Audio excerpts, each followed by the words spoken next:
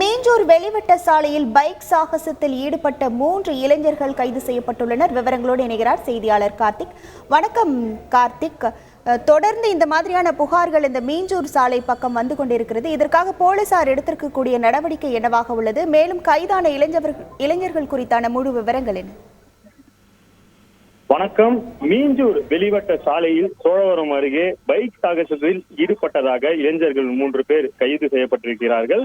அவரிடம் பைக் மற்றும் ஓட்டுநர் உரிமம் பறிமுதல் செய்யப்பட்டிருக்கிறது. மீஞ்சூர் வெளிவட்ட சாலையில் பைக் சாகசங்களில் இளைஞர்கள் ஈடுபடுவதாக தொடர் புகார்கள் வந்த வண்ணம் இருந்தன. இதனையடுத்து ஆவடி காவல் ஆணையர் சங்கர் உத்தரவின் பேரில் பைக் ரேஸ் கண்காணிக்க போக்குவரத்து புலனாய்வு பிரிவில் குழு ஒன்றை அமைத்தார்கள். இதன் அடிப்படையில் அருமந்தை சோழவரம் வெளிவட்ட சாலையில் இளைஞர்கள் சிலர் பைக் சாகசத்தில் ஈடுபடுவதாக தகவல் கிடைத்தது. தகவலின் அடிப்படையில செங்குன்றம் போக்குவரத்து புலனாய்வு பிரிவு போலீசார் சம்பவ இடத்திற்கு விரைந்து சென்றார்கள்.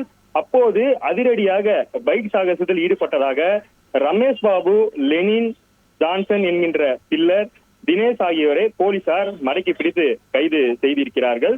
சாகசத்தில் ஈடுபட்ட இருசக்கர வாகனங்கள் மற்றும் அதனை வீடியோ எடுத்த செல்போன் பறிமுதல் செய்யப்பட்டிருக்கிறது. மேலும் அவர்களது ஓட்டுநர் உரிமமும் கைப்பற்றப்பட்டிருக்கிறது. இவரிடம் கைப்பற்றப்பட்ட செல்போனில் இருந்து பல்வேறு இடங்கள்ல சாகசத்தில் ஈடுபட்ட வீடியோ காட்சிகள் தற்போது வெளியாகி இருக்கின்றன.